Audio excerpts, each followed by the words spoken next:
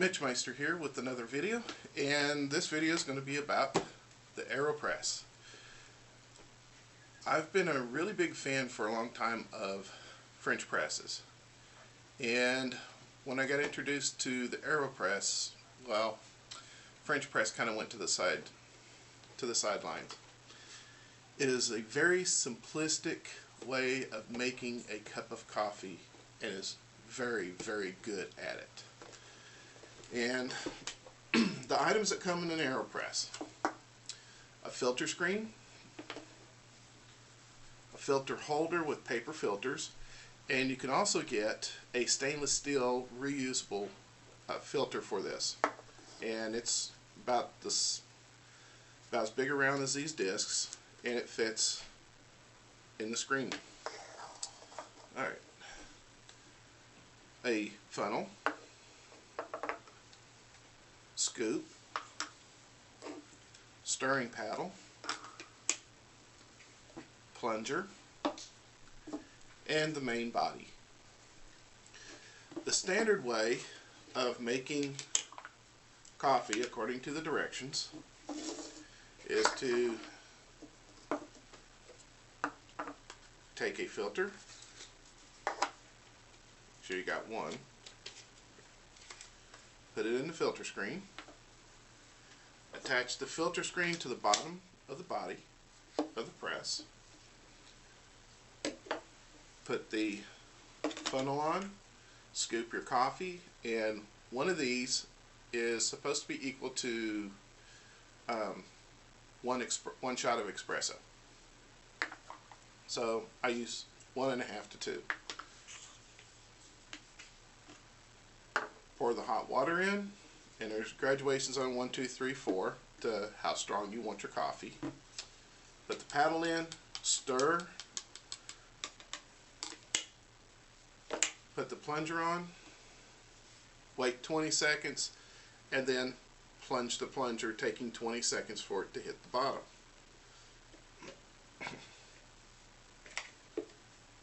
That makes a good cup of coffee, but I found a way that I like to do it better, and that's the one I'm going to actually show you. The first thing you're going to do is put the plunger in. And remember, according to the original instructions, you put the filter screen with the filter on first, and then put the coffee and the water and everything in. Well, the first thing we're going to do is we're going to put the plunger in, and put the plunger up to just enough to hide the rubber plunger, the rubber part of the plunger, like so. Then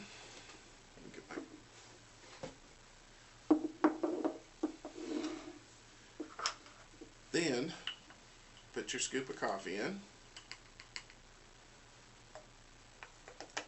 Oh, wait, let me do this right.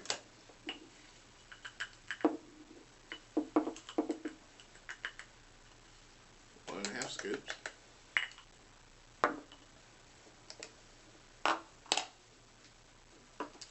Next, pour the hot water in and fill it up to just about up under here. Now, if you can see this, there's coffee grinds sitting on the top of the water floating. That's where the magical paddle comes in.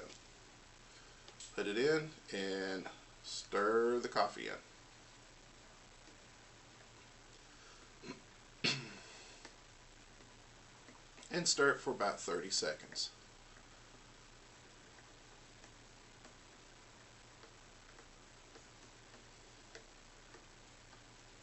Now, notice there's absolutely no coffee, water, or anything coming out the bottom of this. That plunger provides a very good tight seal. Alright, so we'll put that aside. Add just a little bit more hot water to it to finish filling it up. And you can adjust the water to however much you want. Make sure your filter is in the strainer thingy. Put it on like so. clockwise twist to make sure it's locked in place, and then just quickly turn it up. See, I got a few drops there, but that's okay. Now the advantage of this, done the other way, the coffee's in here, there's no plunger. Right now the plunger is keeping the coffee from pouring out. The other way, you're going to lose some of the water filtering on through and not keep it in here to allow for steep time. But once the plunger goes in, you can keep most of the water inside here. And then wait another 30 seconds to a minute and a half. You just have to play with it and figure out what you like.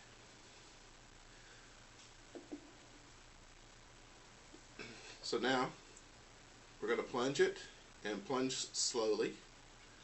It should take about 20 to 30 seconds to actually plunge all the way down. Unless you use very little water, then it's going to go pretty quick.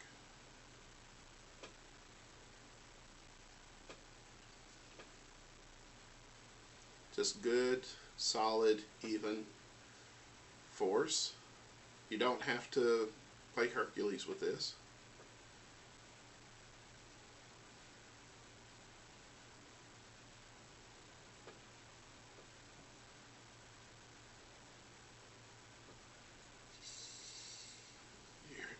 Now if you could hear that, there was air escaping because there was a little bit of air at the top, and that tells me it finished.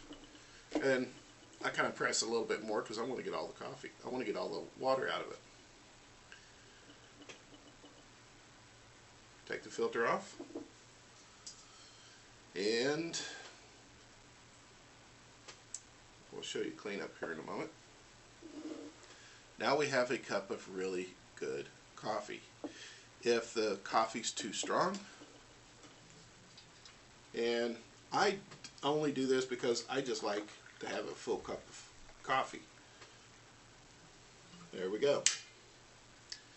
And there's a really tasty cup of joe.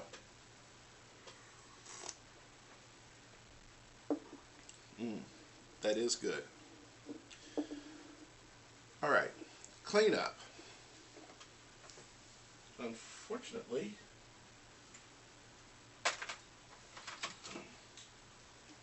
I'll just dump it out on this. This is cleanup. Drop the puck into the trash can, and since I pressed it down a little hard, you can see it kept a good form. And then rinse this off, and where'd the other piece go? Oh, there it is. Rinse these items off, and that's cleanup. Very simplistic. Don't get easier than that. And doesn't really get better than that, as far as I'm concerned. Alright. Now,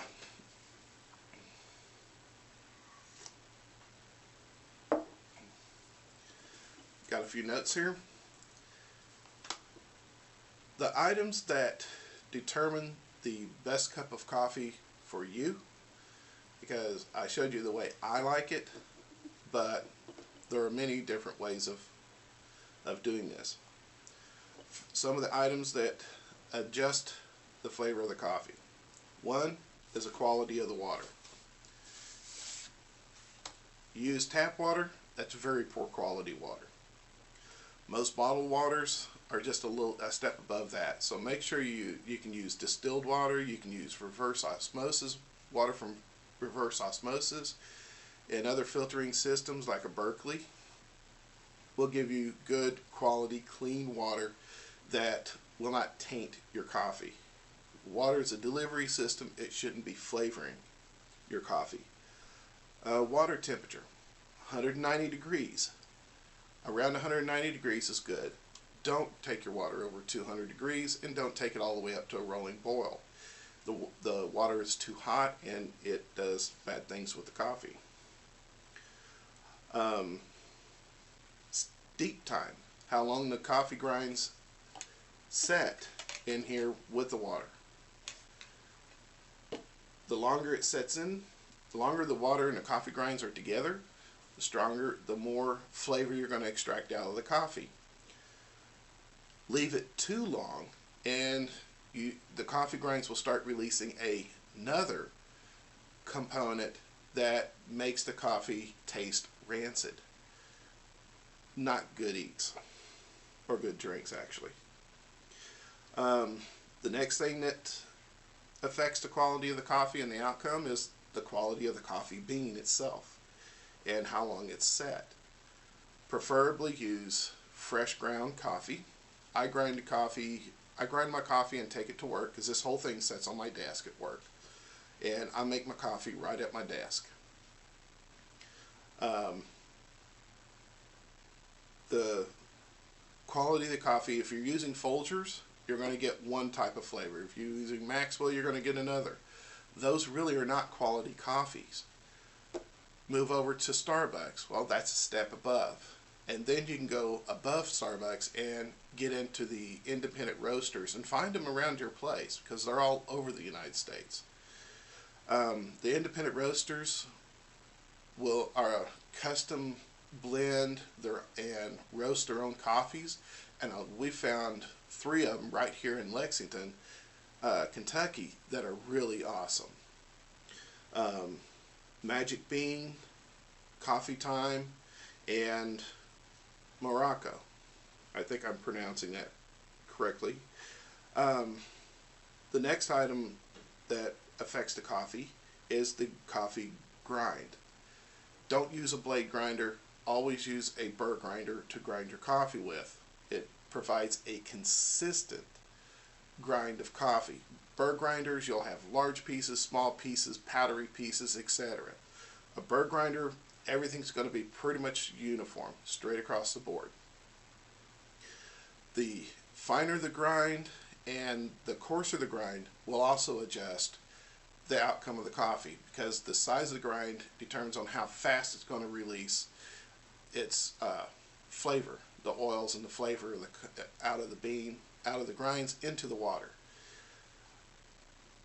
But remember, I think the finer grinds will release faster, but it also gets to the point that it will release that other compound that turns your coffee rancid flavor a lot faster also.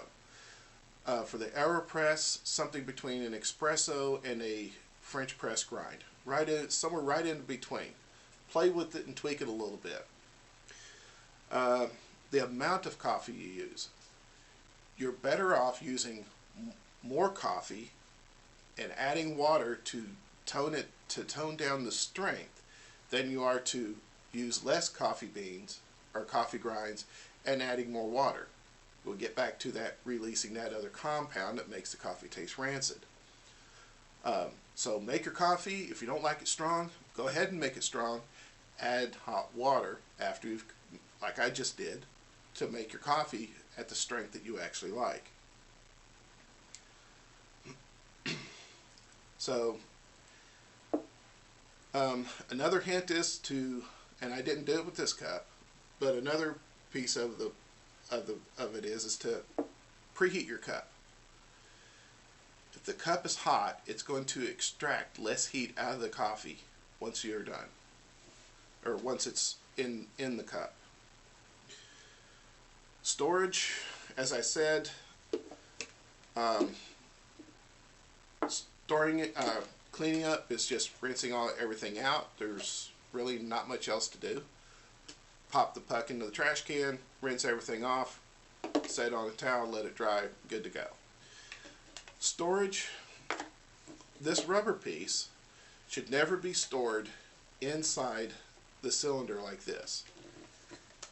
Either it needs to be pushed all the way through so that it comes out here, because it's pushed all the way through here, the rubber piece is outside the body. But you want this rubber edge right here to not be inside the body when you store it, otherwise it will compress it over time and you'll have a failure faster. And basically on my desk,